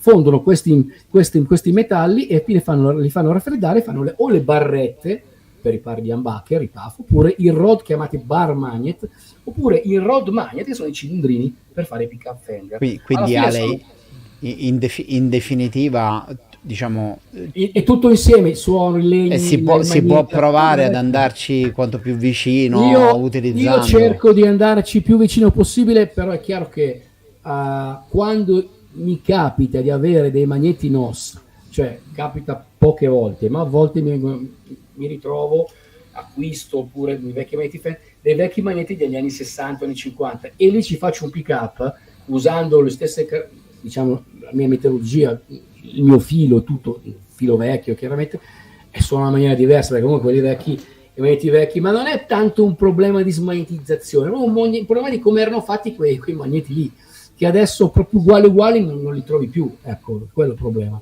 In America so che esistevano delle partite di pick-up di magneti NOS, che a me è capitato, ma ci volevano tipo $100.000 perché dovevi comprare tutta la partita e io non avevo la potenza finanziaria per poterlo comprare. Però comunque dove li compro io sono degli ottimi magneti che mantengono quelle caratteristiche. Poi ripeto, non è solo il pick-up che fa lo strumento, perché se tu prendi una Gibson Les Paul 59 sarà bello il puff, ma la chitarra è ancora più bella. Osvaldo, tu invece chitarre moderne niente, tipo una bella chitarra tipo multiscale, cose col Floyd, no, sto scherzando, tu hai solo questi strumenti, diciamo, vintage, non hai niente di nuovo. Ma guarda, forse la chitarra più moderna che ho è la mia vecchia Fender Stratocaster, che ho ricevuto in regalo alla fine della seconda media, dopo averla desiderata, dopo aver sognato. Ve la faccio vedere. Mizzica, questa è veramente un'emozione. Allora, ma io la suono ancora, cioè per me è ancora strumento di lavoro. Tenuta benissimo. America Standard. Questa è un'America Standard dell'88, ovviamente tutta modificata. Ecco. I pick-up non sono più gli originali, le meccaniche, allora montai 30 anni fa le Sperz, appena uscite. Il ponte è un un Goto Wilkinson. Wilkinson, però il modello vintage in acciaio, che mi dà stabilità e morbidezza, una chitarra che uso nei miei tour quotidianamente. E per esempio sì. Dimmi. No, sulla scelta dei pick-up di questa hai fatto più tentativi oppure hai Ne ho trovato passati subito la tanti. Prima ho quadra? provato, allora non c'era, a parte non c'erano i contatti, non c'erano neanche tanti produttori artigianali come Ale, per esempio, facilmente contattabili con internet, no? Quindi io mi rifaccio agli anni 80 quando compravamo gli SSL1 della Sì, siamo Dancer. che erano ottimi, Classici. che erano ottimi pick-up. Sì, assolutamente. erano ottimi pick-up veramente. Anche Poi, perché probabilmente lui usava quei magnetti che ti dicevano OS. Esatto. Ma li custodisco, io ho ancora una scatola piena di... A me piace fare vedere in memorabilia. Sì, ma anche a noi piace. Spero, Rodolfo, che non sono attaccati sti emozione. pick-up, perché mi è venuta l'ansia. Stavo andando dietro a staccare tutti i pick-up che ho nel cassetto. No, si smagnetizza. Mentre Osvaldo prende la memorabilia, quanto incide il resto dell'elettronica sul pick-up? Incide, Condensatori, certo, e incide. poi chiedono anche, avete già parlato di condensatori, ci sono più domande. Incide? Certo, sì. Io tante volte quando mi chiedono a volte vengo direttamente al mio laboratorio a farsi proprio cambiare da me. Ma che meraviglia lì. Ragazzi, non prendevo questa scatola penso da anni. Ok, Maria, che c'è qui dentro? Siamo emozionati. Bello. Volete vedere cosa c'è? Magari Ma questi certo. questi sono tutti gli esperimenti, a parte meccaniche, Cluson, ponti, sperzel, volanti, pronte sempre a ricambio, mascherine varie. Ok. Che ponti, non servono quelle lì sulla strato, effettivamente. meccaniche, non serve. Sì, è più un impiccio che altro. Guarda i battipenna frutto dei miei esperimenti giovanili. Ecco. Tu con l'hamburger Guarda, sulla strada proprio violenza. guarda quanti. Maria, chi c'è Guarda giù? quanti. Poi ovviamente valvole. E vabbè, Ah, quella certo. credo che sia la base Ovviamente. per te. Esatto, e poi sì. Ma mascherine quante? Eh sì, perché mi passavo il tempo. Ecco, vedi i vecchi Fender, Gli American Standard, sì. tolti, American Standard. E vedi che sono attaccati. Sono ecco, attaccati, ecco. quindi questi mandameli a me perché sicuramente non funzionano più. Oh, vabbè. Questo per esempio è un Jeff Beck Trembacher. Altro è Butter. Sì, quello Questo è spaziatore. Lot Rails. Sì, sì. Maria, lo Trails. Sì, poi ci sono SSL1. Bello. Bello quello lì. Bel pick-up. Questi sono belli. Io quelli che ho attualmente installati su questa strato bianca li ha costruiti Mark Foley, che magari conoscete. E però quello al ponte me l'ha costruito un amico ragusano che si chiama Giovanni Ingallinera. Lui in realtà è un liutaio che adesso non so se avete visto, ha sperimentato quella sorta di violino elettrico in fibra di carbonio. Sono violins, sono molto belli. No, non lo conosco. Sì, sta spopolando per ora nel mondo con questo progetto alternativo e molto moderno. Però ho avuto sempre questo trip del cambiare, dello sperimentare, fino a quando ho trovato questo bilanciamento tra il vintage e l'affidabilità, la non microfonicità, perché comunque le porto sul palco e quindi devono essere comunque performanti. Invece, se volete vedere la mia prima chitarra, ve la faccio vedere. Oh, mizzica. Questa è una Una Meazzi. Meazzi. Design. Una Meazzi. Questa è la chitarra di mio padre, pensa. Una Meazzi, sì. Ma bellissima. Ma come Sì. suona sta chitarra? Se suona ancora. No, suona. Suona. Quei suoni in stile Ennio Morricone, colonne Ma sonore. io qua ci vedo Aspetta. Se mi dai il qua tempo di Santa accordare. John alla grande, vero? Anche se non è una lap steel, ma Intanto che lui accorda, io risponderei al discorso dei condensatori del nostro... vai, assolutamente Sì, sì. scusaci. Che ci ha fatto una domanda. Niente, sì, sono importanti perché difatti io vendo tanto attraverso il mio sito, attraverso internet, attraverso i negozi, però a volte vengono direttamente nel mio laboratorio e gli installo io direttamente i pick-up, e in quel caso mi chiedono anche appunto di cambiare i condensatori. In questo solitamente io consiglio di mettere dei condensatori carta olio, come diceva appunto il nostro Corrado. E, allora, i migliori sono i Bumblebee della Lux, quelli che sono copie repliche perfette di quelli che montava che la Lux faceva per le Expo 59, la Gibson. Per le Gibson. Però costano un botto, tipo costano 60 euro la coppia. Ci sono degli ottimi condensatori carta olio che non sono in Lux, chiaramente bisogna comprare quei valori lì, 0,0022, cioè non è che il valore è quello sulle Les Paul. Poi c'è chi fa anche mettere un altro tipo, un valore un po' diverso, magari al punto, al manico, comunque va bene, in linea di massima è quello. Di altre marche, ad esempio ci sono quelli russi NOS militari, che sono buoni, ottimi. E sempre se si trovano oggi, Si trovano su internet, su eBay, così li trovi, ma importa che siano carta olio. La qualità è ottima. È chiaro che se tu metti dei pick-up di qualità, come possono essere i miei, il pick-up boutique, piuttosto che ne so, altre marche, sì, in effetti non puoi lasciare quelle pastigliette che sembrano le Golia che mette la Gibson. Che è la pillola della pressione. Insomma, e quindi è chiaro che un buon pick, perché il circuito passa anche attraverso il suono, passa anche attraverso il potenziometro del tono e quindi anche il condensatore che fa. Quindi sarebbe sempre opportuno, soprattutto, cioè sempre anche quando cambi pick-up, ma anche se non li cambi, mettere dei bei condensatori carta. Chi compra chiaramente le chitarre costose, tipo le repliche Gibson, le True Historic, quelli c'erano già, chiaramente montano già i Lux.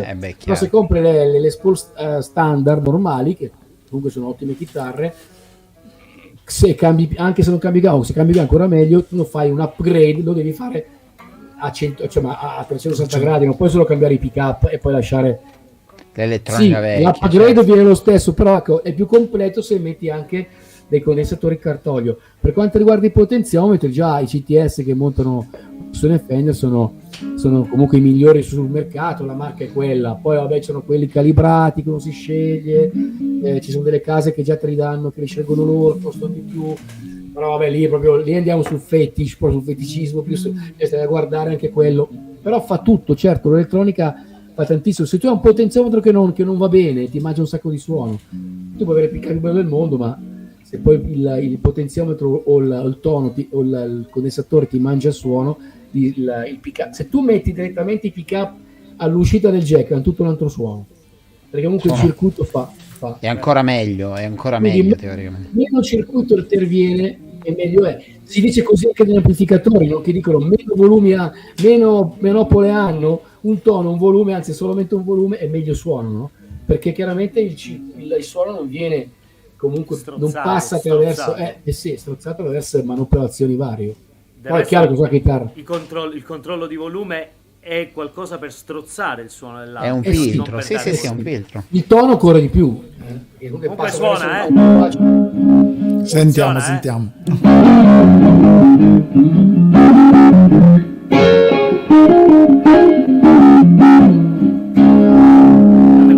Abbassa un po', perché c'è pure una bella uscita. È bella botta. Aspetta, Io ne ho provato a riavvolgere quei tipi di pick-up.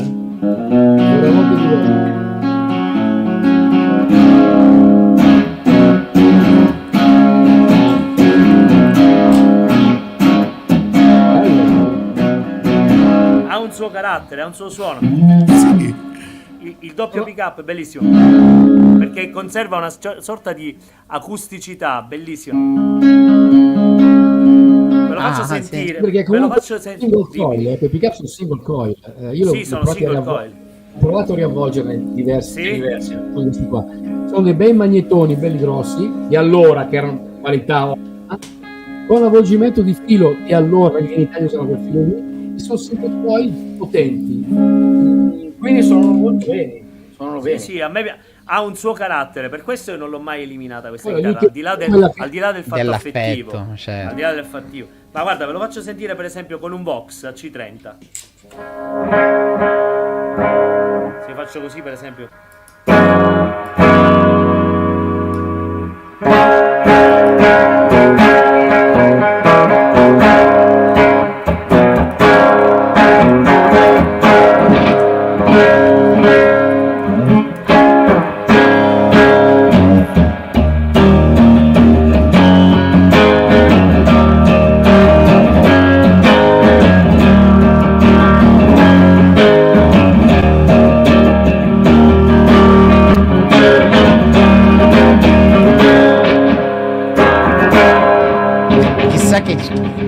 chissà che volume avrai tu in quella stanza. No, per ora mi sto limitando tanto per non fare distorci, altrimenti... molto grunge, molto esatto, Nirvana, esatto. molto stile, come si dice? Kurt Cobain.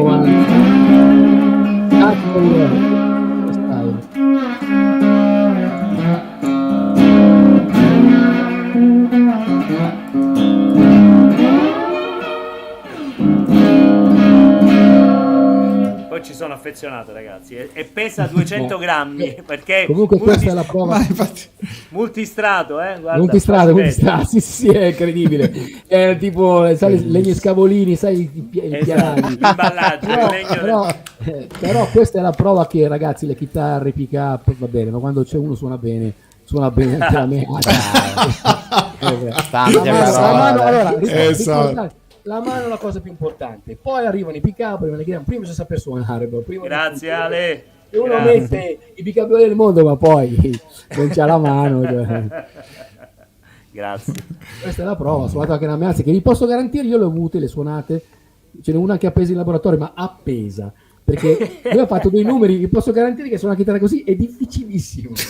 Avrà un action da capito, da slide guitar. Quindi, sì, esatto.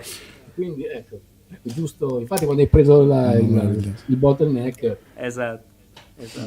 Ragazzi, io direi che siamo a 1 ora e 40. Continuano a esserci tante persone, però diciamo ci siamo dati come ci siamo dati un po' come termine massimo proprio per le nostre dirette 1 ora e 30, perché sennò poi diventa una messa, una cosa veramente troppo lunga.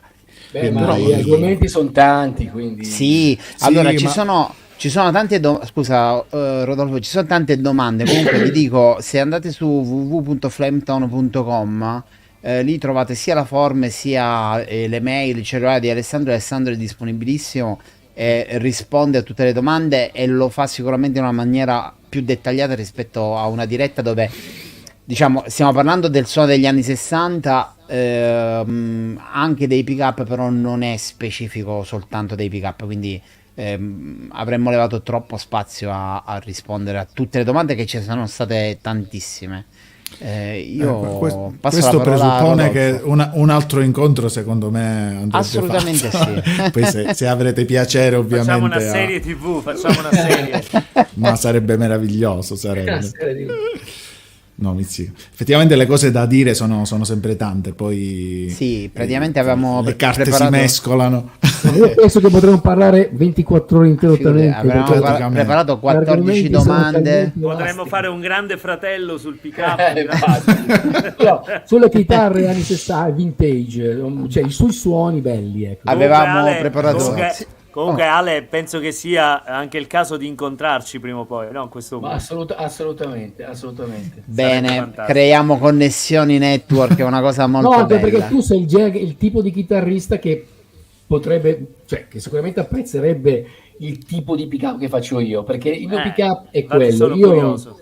A volte mi chiedono le cose custom particolari, le faccio, perché comunque il cliente, se posso accontentare una persona, lo faccio. Ultimamente ho fatto un pick up, avevo fatto un set di HSS, quindi io sull'humbucker metto il chiamo Devaster, è un pick up puff più avvolto, ma in realtà è un puffone bello è un puff a Nico Cipro che misurava 9 rotti con la VG42, quindi è un trasformatore praticamente, non un pick up. Esatto.